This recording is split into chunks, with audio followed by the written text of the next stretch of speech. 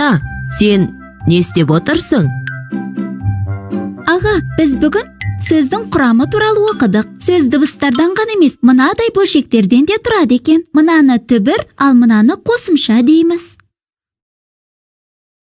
Аға, мына сөзде кіт деген түбір бола ма? Айтшы, ал сен басқа сөздердің түбірлерін қалай тапқан едің? Олар әрі қарай бөлуге болмайтын бөлшектер.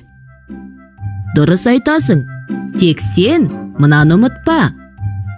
Түбірді бөлсең, мағынасы болмай қалады. Мағынасы бар бөлшек екен ғой.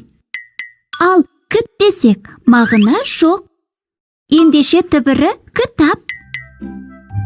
Ал енді түбір мен қосымшаларды орындарына қойып шық. Кітапты жыртпа. Кітап біздің досымыз. Міне, жазадым.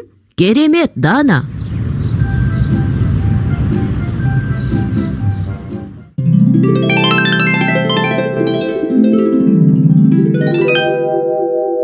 Қайталайық.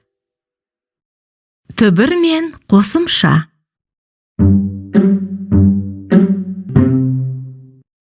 Сөздің одан әрі бөлінбейтін мағынасы бар бөлшегін түбір дейміз. Мысалы, кітап. Түбірге жалғанған бөлшекті қосымша дейміз. Мысалы, кітапты.